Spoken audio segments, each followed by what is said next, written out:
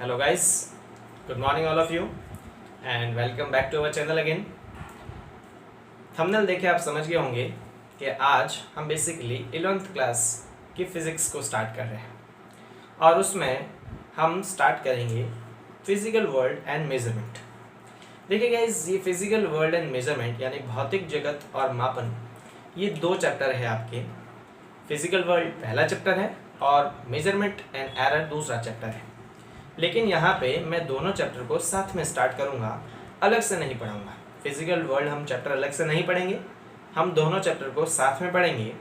उसके पीछे सबसे बड़ा रीज़न ये है कि जो पहला चैप्टर है आपके फिज़िकल वर्ल्ड यानी भौतिक जगत, वो थियोरेटिकल चैप्टर है और ज़्यादा बड़ा चैप्टर नहीं है।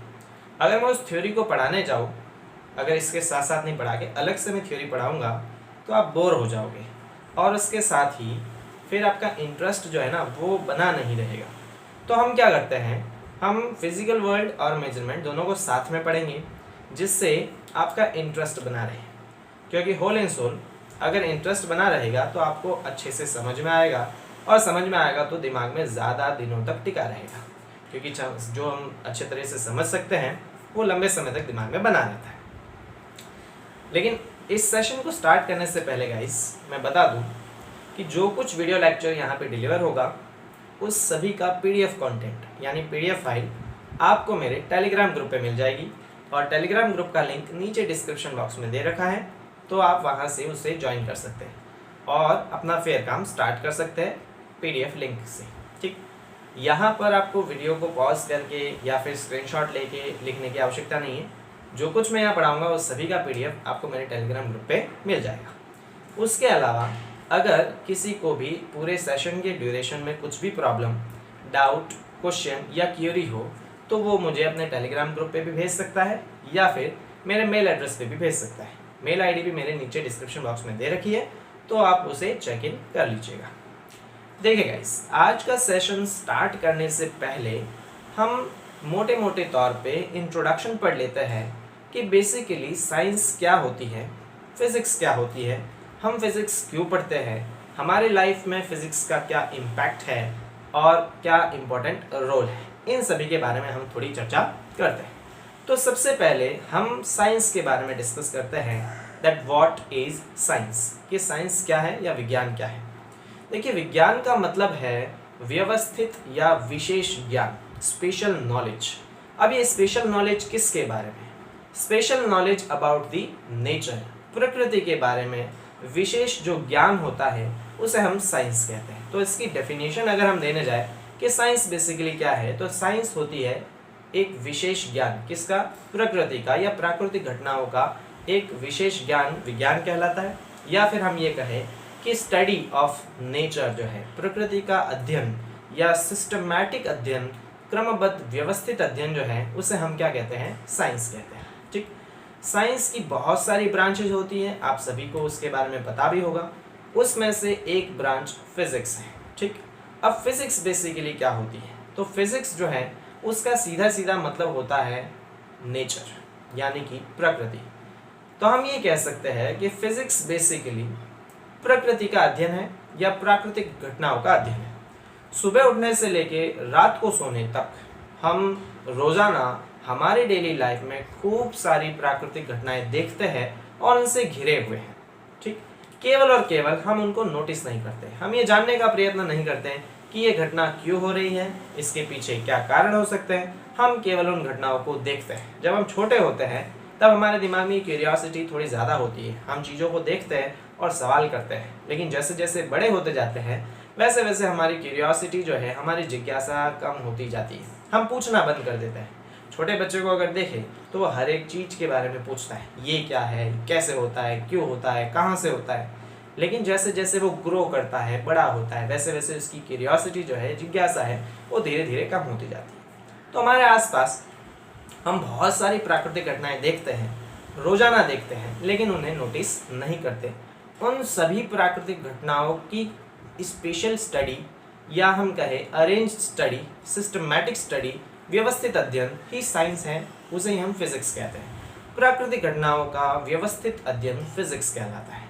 वो सारी घटनाएं जो हम देख सकते हैं, या वो सारी घटनाएं जिन्हें हम सुन सकते हैं, महसूस कर सकते हैं, फील कर सकते हैं, टच कर सकते हैं, वो सारी की सारी फिजिकल घटनाएं कहलाती है। और इन सभी प्राकृतिक घटनाओं का जो अध्ययन है, व्यवस्थित अध्ययन है, उसी को हम फिजिक्स कहते हैं।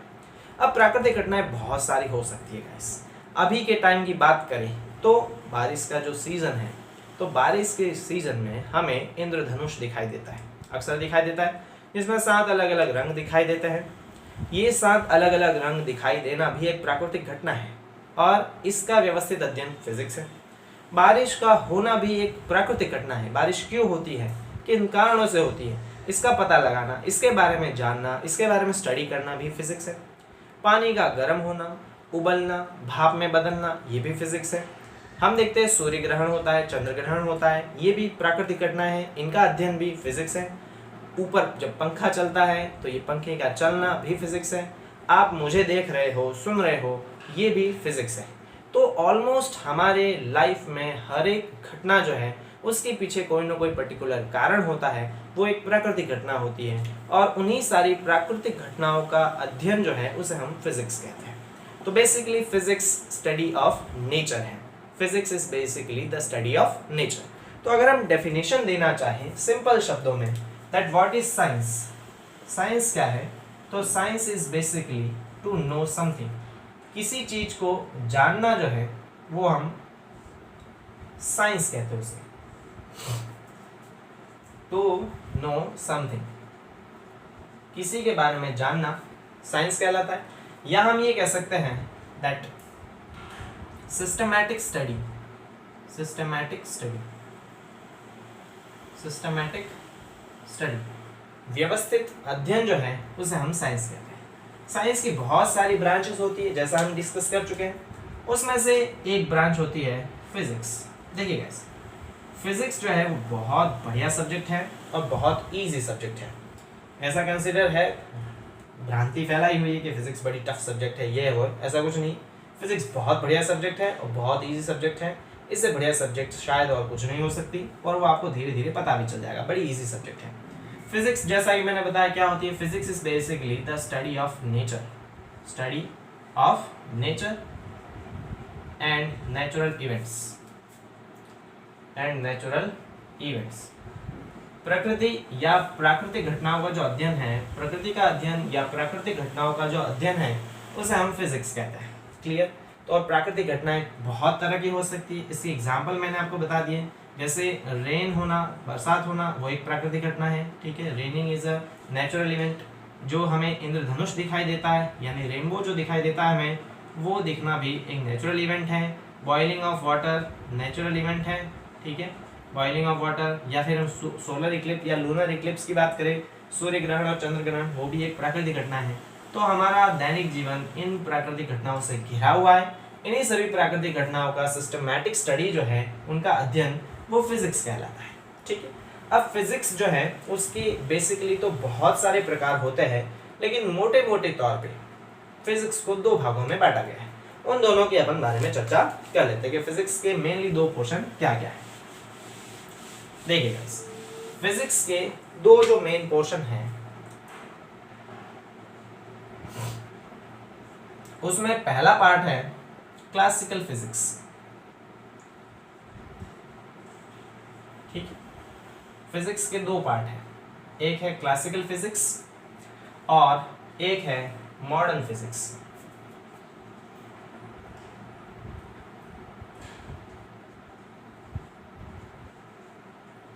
नहीं, क्लासिकल का मतलब है पुरानी, जैसे क्लासिकल डांस होता है, कथकली, कुचिपुड़ी, पुराने टाइप का डांस। वैसे क्लासिकल फिजिक्स का मतलब है पुरानी फिजिक्स, यानी ये फिजिक्स पुराने सिद्धांतों पर आधारित होती है। तो इस क्लासिकल फिजिक्स को हिंदी में हम कहते हैं चिरसमस्त भौतिकी, चिरसमस्त भौतिकी, यानी पुराने सिद्धांतों पर आधारित भौतिकी। ठीक है, ओल्ड इसमें प्रिंसिपल्स होते हैं, इसके सिद्धांत जो है वो पुराने होते हैं। ठीक है, उसे हम चिरसमस्त भौतिकी कहते हैं। और मॉडर्न का मतलब नया, जैसे नए प्रकार के डांस होते हैं, हिप हॉप, ब्रेक, ये वगैरह। तो इसी तरह से मॉडर्न फिजिक्स जो सिद्धांत नए होते हैं, उन नवीन सिद्धांतों पर आधारित जो फिजिक्स है उसे आप मॉडर्न फिजिक्स या आधुनिक भौतिकी कहते हैं। अभी के युग की भौतिकी कह सकते हैं, आधुनिक भौतिकी। इसके सिद्धांत काफ़ी अलग होते हैं, काफ़ी यूनिक होते हैं, और ये त्रिसमस्त भौतिकी के सिद्धांत जो है वो काफ़ी पुराने सिद्धांत है और ये लंबे समय से चली आ रही है। 16th सेंचुरी से लेके 20वीं सदी तक त्रिसमस्त भौतिकी है, और 20वीं सदी के मिड से लेके 21वीं सदी अभी तक की जो फिजिक्स है उसे अपन मॉडर्न फिजिक्स या आधुनिक भौतिकी कहते हैं। ये काफ़ी पुरानी भौतिकी है, और मोस्टली हम देखें अगर बहुत सारे फिजिकल फिनोमिनाज वो इसी पे बेस्ड हैं। अभी के लेटेस्ट जो फिनोमिनाज है, प्राकृतिक घटनाएं हैं, उसमें से हम स्टडी करते हैं, उनमें हम इस भौतिकी के सिद्धांतों का उपयोग करते हैं। देखिए, क्लासिकल फिजिक्स जैसा मैंने बताया कि ये पुराने सिद्धांतों पर आधारित भौतिकी होती है। अब इसको भी और डिवाइड करके रखा है, ठीक है। तो इसमें कौन कौन से पार्ट आते हैं? इसमें सबसे पहला और सबसे बड़ा जो पार्ट आता है वो आता है मैकेनिक्स, ठीक है। मैकेनिक्स को हम कहते हैं हिंदी में यांत्रिकी। अब देखिए, मैकेनिक्स बेसिकली क्या होता है। इंसान ने जब स्टडी करना प्रारंभ किया फिजिक्स में स्पेशली, तो सबसे पहले जो फिजिक्स में स्टडी हुई थी वो मोशन से रिलेटेड हुई थी कि कोई पार्टिकल स्थिर है तो क्यों, अगर कोई पार्टिकल मूव कर रहा है तो क्यों कर रहा है, और अगर मूव कर रहा है तो उसकी अलग अलग सिचुएशन पे पैरामीटर्स क्या होंगे। जैसे 1 सेकंड पर ये किसी पर्टिकुलर पोजीशन पे है तो 2 सेकंड बाद इसकी पोजीशन क्या होगी, 5 सेकंड बाद इसकी पोजीशन क्या होगी, 10 सेकंड बाद इसने कितनी कुल दूरी तय की होगी, 15 सेकंड बाद इसका क्या त्वरण होगा, 17 सेकंड बाद इसका क्या वेग होगा। इन सभी बातों की जो स्टडी है वो मैकेनिक्स कहलाती है। यानी किसी भी पदार्थ या मैटर की स्टडी ऑफ मोशन जो है, उसकी गति का जो अध्ययन है, उसे हम मोटे मोटे तौर पे मैकेनिक्स कहते हैं। तो मैकेनिक्स बेसिकली क्या होती है? Mechanics is basically study of motion. मोटे मोटे तौर पे मैं बता रहा हूँ, वैसे मैकेनिक्स बहुत ब्रॉड है, एक इंजीनियरिंग का पूरा डिपार्टमेंट इस पे बनता है जिसमें खूब सारी सब्जेक्ट्स पढ़ाई जाती हैं, लेकिन मोटे मोटे तौर पे मैकेनिक्स का मतलब होता है स्टडी ऑफ मोशन। किसी भी ऑब्जेक्ट के गति का जो अध्ययन है उसे हम यांत्रिकी या मैकेनिक्स कहते हैं। अब गति का अध्ययन बहुत प्रकार से किया जा सकता है, और हम जब आगे फिजिक्स पढ़ेंगे तो हम देखेंगे कि बहुत तरह की गतियाँ हो सकती है। उन गतियों के होने के पीछे क्या क्या पैरामीटर्स रिक्वायर्ड होते हैं, गति क्यों होती है, और गति हो रही है तो आगे उस गति को किस प्रकार से हम स्टडी कर सकते हैं। उन सभी का अध्ययन जो है, यानी मोटे मोटे तौर पे किसी भी ऑब्जेक्ट की स्टडी ऑफ मोशन जो है, उसकी गति का जो अध्ययन हम करते हैं, वो सारा का सारा मैकेनिक्स के अंदर किया जाता है। ये मैकेनिक्स मेनली न्यूटन के नियमों पर आधारित होती है। न्यूटन के नियम आपने छोटी क्लास में पढ़े होंगे। गति के जो नियम कहलाते हैं, प्रथम समीकरण, दूसरा समीकरण, तीसरा समीकरण, वो गति के समीकरण होते हैं, और नियम होता है गति का नियम, जैसे जड़त्व का नियम है, समय संरक्षण का नियम है, क्रिया प्रतिक्रिया का नियम है, और गुरुत्वाकर्षण का नियम है। तो ये 4 मेन नियम, इन 4 नियमों के आधार पर किसी भी ऑब्जेक्ट की स्टडी ऑफ मोशन की जा सकती है, उसकी गति का अध्ययन किया जा सकता है। तो ये न्यूटन के नियमों पर आधारित होती है, जिसे अपन यांत्रिकी या मैकेनिक्स कहते हैं। उसके अलावा दूसरा जो इसमें पार्ट आता है उसे हम कहते हैं थर्मोडायनेमिक्स। थर्मोडायनेमिक्स हिंदी में इसे कहते हैं ऊष्मागतिकी। देखिए गाइस, ऊष्मागतिकी में या थर्मोडायनेमिक्स में हम क्या स्टडी करते हैं? हम स्टडी करते हैं किसी भी ऑब्जेक्ट से रिलेटेड ऊष्मा, ताप और निकाय। हम ऐसी स्टडी करते हैं जिसमें हम ऊष्मा को कंसीडर करते हैं, जिसमें हम ताप को कंसीडर करते हैं, और जिसमें हम छोटे छोटे पार्टिकल से बने निकाय को कंसीडर करते हैं। जैसे हम बात करें कि इंजन की बात करें, किसी गाड़ी के इंजन की, तो जो भी हम कार या मोटरसाइकिल के इंजन की बात करें, ये इंजन ऊष्मागतिकी के सिद्धांतों पर आधारित होता है। इसमें ऊष्मा का आदान प्रदान होता है।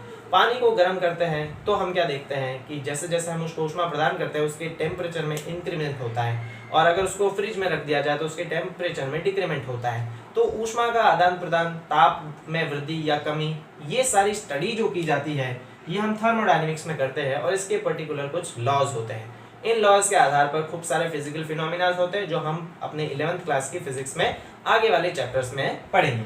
तो ऊष्मागतिकी बेसिकली क्या है? ऊष्मागतिकी basically study of heat and temperature है। Study of heat and temperature यानी ताप और ऊष्मा के अध्ययन को हम ऊष्मागतिकी कहते हैं मोटे मोटे तौर पे। जब अपन इसमें डिटेल में पढ़ेंगे तो और भी बहुत कुछ पढ़ेंगे, लेकिन मोटे मोटे तौर पे हीट यानी ऊष्मा और टेम्परेचर का जो अध्ययन किया जाता है वो ऊष्मागतिकी कहलाती है। इसमें एक और मैं चीज़ ऐड कर देता हूँ, वो है सिस्टम। सिस्टम का मतलब होता है निकाय, और इसके बारे में हम बाद में डिस्कस करेंगे कि निकाय बेसिकली क्या होता है। इसके बाद में हमारे पास जो आता है वो है इलेक्ट्रोमैग्नेटिज्म। इलेक्ट्रोमैग्नेटिज्म इलेक्ट्रोमैग्नेटिज्म यानी कि विद्युत चुंबकत्व। विद्युत चुंबकत्व ये वो ब्रांच है जो समस्त भौतिकी की जिसमें हम विद्युत क्षेत्र के बारे में समझते हैं, विद्युत धारा के बारे में, विद्युत विभव के बारे में, चुंबक के बारे में, विद्युत धारा प्रवाहित करने पर चुंबक का बनना या फिर चुंबक के कारण विद्युत धारा उत्पन्न होना और विद्युत चुंबकीय विकिरणों के संचालन, इन सभी के बारे में स्टडी करते हैं। जैसे हम क्या देखते हैं गाइस, आपने छोटी क्लास में भी पढ़ा होगा कि जब अपन धारा प्रवाहित करते हैं किसी वायर में तो उस धारा प्रवाहित करने पर उस वायर के चारों ओर चुंबकीय क्षेत्र उत्पन्न होता है, तो ये विद्युत धारा का चुंबकीय प्रभाव कहलाता है। उसी प्रकार से जनरेटर में क्या होता है कि दो चुंबक के बीच में किसी चालक को रखकर अगर घुमाया जाता है तो हमें वहां से विद्युत ऊर्जा का उत्पादन होता है, मतलब हम मैकेनिकल एनर्जी को इलेक्ट्रिकल एनर्जी में कन्वर्ट कर रहे होते हैं। अन्योन्य प्रेरण के सिद्धांत वगैरह कहलाते हैं और ये आपके 11th क्लास में नहीं है, ये मेनली 12th क्लास में पढ़ाया जाता है। तो 12th क्लास में हम इसके बारे में डिस्कस करेंगे। तो इसमें बेसिकली क्या स्टडी की जाती है, इसमें स्टडी की जाती है इलेक्ट्रिक फील्ड, मैग्नेटिक फील्ड और electromagnetic radiation. So it is basically study of electric and magnetic field, study of electric and magnetic field, electric and magnetic field और उसके साथ ही इलेक्ट्रोमैग्नेटिक वेव्स। ये विद्युत क्षेत्र, चुंबकीय क्षेत्र के साथ साथ विद्युत चुंबकीय तरंगों का अध्ययन जो है वो इलेक्ट्रोमैग्नेटिज्म में किया जाता है और ये हमारे 11th क्लास में नहीं है, ये 12th क्लास का टॉपिक है, तो ये 12th क्लास में ही हम डिस्कस करेंगे। उसके बाद हमारे पास आता है एकॉस्टिक्स। ठीक है, एकॉस्टिक्स। एकॉस्टिक्स का मतलब होता है ध्वनि से रिलेटेड भौतिकी कह सकते हैं। इसमें हम क्या करते हैं, इसमें हम ध्वनि तरंगों का अध्ययन करते हैं कि ध्वनि जो है वो किस प्रकार से उत्पन्न होती है, किस प्रकार से एक बिंदु से दूसरे बिंदु तक संचरित होती है, संचरण के दौरान क्या क्या दिक्कतें आती है, अलग अलग प्रकार की ध्वनि तरंगे एक दूसरे के साथ किस प्रकार से मिक्स होती है, तरंगे कितने प्रकार की होती है, उनकी क्या क्या प्रॉपर्टीज होती है, इन सभी के बारे में हम स्टडी करते हैं। So it is basically the study of sound wave, study of sound wave, यानी ये ध्वनि तरंगों की स्टडी होती है, साउंड वेव्स की स्टडी होती है एंड देयर प्रॉपर्टीज और उन ध्वनि तरंगों के गुण धर्म के बारे में हम अध्ययन करते हैं। तो इस प्रकार की जो ब्रांच है उसे हम एकॉस्टिक कहते हैं। उसके बाद हमारे पास जो फाइनल बच जाती है क्लासिकल मैकेनिक्स में वो है ऑप्टिक्स। ठीक है गाइस, ये है ऑप्टिक्स, जिसे हम कहते हैं प्रकाशिकी। नाम से स्पष्ट होता है कि जड़ समस्त भौतिकी की ऐसी ब्रांच जिसमें हम प्रकाश और प्रकाश से संबंधित घटनाओं का अध्ययन करते हैं।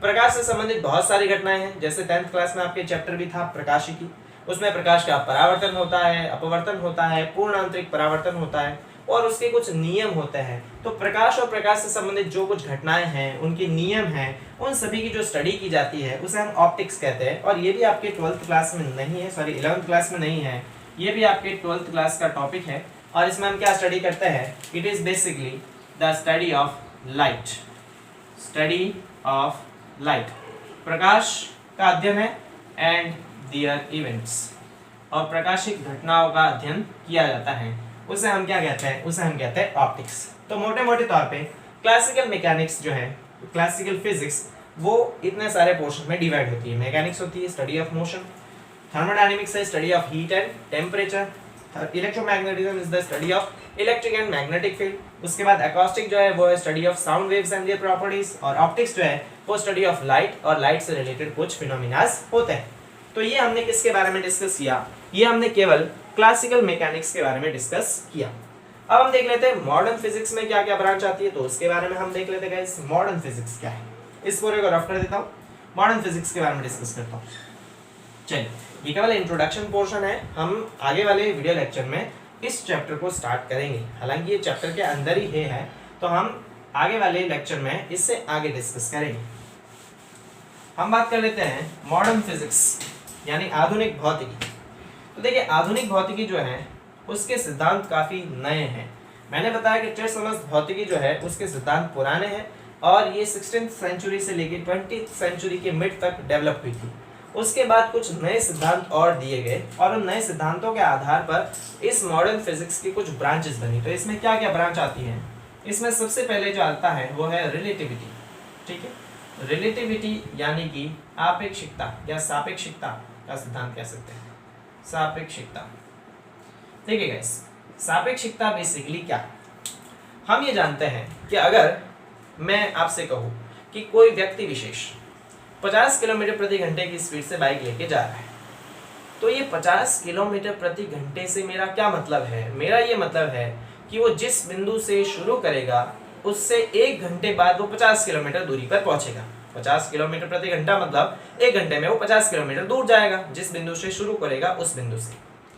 लेकिन यहाँ पर हमने ये माना कि जिस बिंदु से उसने शुरू किया है वो बिंदु स्थिर है। जैसे मान लो कि सांचौर से अगर कोई व्यक्ति 50 किलोमीटर प्रति घंटे की स्पीड से बाइक से लेकर निकलता है तो 1 घंटे बाद हम ये कहेंगे कि वो सांचौर से 50 किलोमीटर दूर जाएगा। लेकिन इस स्थिति में हमने सांचौर को स्थिर माना है। ऐसा होता नहीं, क्योंकि सांचौर पृथ्वी पे है और पृथ्वी अपने अक्ष के अनुदिश घूर्णन करती है और साथ ही सूर्य के चारों ओर भी चक्कर लगाती है। मतलब सांचौर स्थिर नहीं है और सांचौर भी गति करता है। तो हमने उस बाइक की गति में सांचौर की गति को ऐड नहीं किया, किसी बिंदु की गति को ऐड नहीं किया। तो सापेक्षिकता बेसिकली क्या होता है, सापेक्षिकता का मतलब है कि किसी भी वस्तु की गति का अध्ययन करना किसी दूसरी वस्तु की गति के सापेक्ष। हमने यहाँ पे गति का अध्ययन जो किया उसमें किसी एक बिंदु को स्थिर रखा, फिर उसके सापेक्ष दूसरी वस्तु को गतिशील माना, लेकिन दूसरी वस्तु भी तो गतिशील है। तो इस स्थिति में सापेक्षिकता का मतलब है किसी भी वस्तु की गति का अध्ययन किसी दूसरी वस्तु के सापेक्ष करना, वो सापेक्षिकता कहलाता है। अब यहाँ पे रिलेटिविटी का मतलब क्या है, यहाँ पे रिलेटिविटी का मतलब है हम इसमें उन पार्टिकल्स के बारे में स्टडी करते हैं जिन पार्टिकल की स्टडी जो स्पीड है वो लाइट की स्पीड के तकरीबन बराबर होती है। तो उस तरह की स्टडी को हम रिलेटिविटी कहते हैं। तो इसमें हम क्या स्टडी करते हैं, study of particles having speed equal to speed of light, यानी हम उन पार्टिकल की स्टडी करते हैं जिनकी स्पीड ऑफ लाइट के लगभग बराबर होती है। और स्पीड ऑफ लाइट कितनी होती है, वो होती है 3 लाख किलोमीटर प्रति सेकंड, यानी 3 × 10⁸ मीटर प्रति सेकंड। ऐसे पार्टिकल की स्टडी करना जिनकी स्पीड प्रकाश की चाल के लगभग बराबर हो, उसे हम रिलेटिविटी में पढ़ते हैं। ठीक है, और ये हायर स्टडीज में पढ़ाया जाता है। हम इसमें सिर्फ इंट्रोडक्शन देखेंगे 11th क्लास में, डीप में इसमें नहीं पढ़ेंगे। सेकेंड जो इसमें आता है वो कहलाती है क्वांटम मैकेनिक्स या क्वांटम फिजिक्स। ठीक है, अब देखिए क्वांटम फिजिक्स बेसिकली बहुत सुपर ब्रांच है मॉडर्न फिजिक्स की, और ये हायर स्टडीज में ही पढ़ाया जाता है। क्वांटम फिजिक्स में बेसिकली हम क्या पढ़ते हैं कि हम किसी भी पार्टिकल की अगर बात करें तो सिंगल रूप से हमें वो पार्टिकल ही दिखाई देता है, लेकिन हर एक पार्टिकल की डुअल नेचर होती है। मतलब वो पार्टिकल के साथ साथ तरंग भी एसोसिएटेड होती है उससे। कोई भी पार्टिकल है अगर वो मूव कर रहा है तो उस पार्टिकल के साथ एक तरंग भी जुड़ी हुई होती है। उसी प्रकार प्रकाश जो है वो प्रकाश तरंग के रूप में मूव करता है, लेकिन जब किसी अन्योन्य क्रिया करता है द्रव्य से, किसी पदार्थ से टकराता है, तो वो इस तरह बिहेव करता है जैसे वो कणों से मिलकर बना है। तो क्वांटम मैकेनिक्स में बेसिकली हम पदार्थ के या द्रव्य की द्वैत प्रकृति के बारे में पढ़ते हैं कि प्रत्येक पदार्थ डुअल नेचर रखता है, वो 2 नेचर रखता है, उसकी 2 प्रकृति होती है। तो जो उस डुअल नेचर के बारे में स्टडी हम जिसमें करते हैं उस ब्रांच को हम क्वांटम फिजिक्स कहते हैं। तो इसमें हम किसकी स्टडी करते हैं, इसमें हम स्टडी करते हैं स्टडी ऑफ डुअल नेचर, यानी कि पदार्थ के द्वैत प्रकृति का अध्ययन करते हैं कि पदार्थ की 2 प्रकृति होती है, कण के साथ साथ उसमें तरंग भी होती है और तरंग के साथ साथ कण प्रकृति भी होती है। उस प्रकृति का अध्ययन क्वांटम फिजिक्स कहलाता है। इसमें हम ज़्यादा डीप में नहीं पढ़ेंगे, हमारे सिलेबस में भी ये नहीं है 11th में। ठीक है, उसके बाद हमारे पास 2 ब्रांच बच जाती है, एक है एटॉमिक फिजिक्स और एक है हमारे पास न्यूक्लियर फिजिक्स। ठीक है, एटॉमिक फिजिक्स में हम बेसिकली क्या स्टडी करते हैं, एटॉमिक फिजिक्स में हम एटम यानी कि परमाणु से संबंधित अध्ययन करते हैं। परमाणु के अलग अलग मॉडल्स देखते हैं, परमाणु के अलग अलग मॉडल से हम परमाणु की संरचना को समझते हैं, उसमें इलेक्ट्रॉन के रिवॉल्यूशन को, इलेक्ट्रॉन के ऑर्बिट्स को, इलेक्ट्रॉन के पाए जाने की प्रायिकता को, इन सभी बातों का अध्ययन करते हैं। तो बेसिकली एटॉमिक फिजिक्स में हम एटॉमिक स्टडी करते हैं, मतलब परमाणु का अध्ययन करते हैं। उसमें बहुत सारे स्पेक्ट्रम वगैरह की भी डिस्कस करते हैं। तो ये भी हमारे नहीं है, ये 12th क्लास में दे रखा है। एटॉमिक फिजिक्स 12th क्लास में है और न्यूक्लियर फिजिक्स भी किस में है, 12th क्लास में। एटॉमिक फिजिक्स में हम बेसिकली किसके बारे में डिस्कस करते हैं? एटॉमिक फिजिक्स में हम डिस्कस करते हैं एटम के बारे में, स्टडी ऑफ एटम। हम परमाणु का अध्ययन करते हैं और ये 12th क्लास में पढ़ेंगे। न्यूक्लियर फिजिक्स में हम परमाणु के अंदर जो नाभिक पाया जाता है उस नाभिक की संरचना के बारे में, नाभिक में क्या क्या कॉन्स्टिट्यूएंट पार्टिकल्स होते हैं और उनमें क्या क्या चेंजेस होते हैं, उनकी स्टेबिलिटी के बारे में, न्यूक्लियर फ्यूजन, न्यूक्लियर फिजन यानी नाभिकीय विखंडन, नाभिकीय संलयन, उससे उत्पन्न होने वाली ऊर्जा, इन सभी घटनाओं का अध्ययन करते हैं। ये भी 11th क्लास में नहीं है, 12th क्लास में दे रखा है, तो 12th क्लास में इस पे डीप डिस्कशन करेंगे। तो it is basically a study of nucleus. It is basically study of nucleus. इसमें हम किसके बारे में डिस्कस करते हैं? इसमें हम नाभिक के बारे में अध्ययन करते हैं और नाभिकीय घटनाओं से संबंधित अध्ययन करते हैं। तो चर समस्त भौतिकी की तरह आधुनिक भौतिकी में भी खूब सारी ब्रांचेस हैं। रिलेटिविटी है जिसमें हम ऐसे पार्टिकल की स्टडी करते हैं जो स्पीड ऑफ लाइट के बराबर स्पीड से मूव करते हैं। क्वांटम फिजिक्स में हम पदार्थ की द्वैत प्रकृति के बारे में अध्ययन करते हैं और ये बहुत डीप हायर स्टडीज में पढ़ाया जाता है। एटॉमिक फिजिक्स और न्यूक्लियर फिजिक्स में हम परमाणु और नाभिक से संबंधित घटनाओं के बारे में अध्ययन करते हैं, उनकी संरचना को समझते हैं और उनके अंदर कौन कौन से कॉन्स्टिट्यूएंट पार्टिकल्स हैं उन सभी के बारे में डिस्कस करते हैं।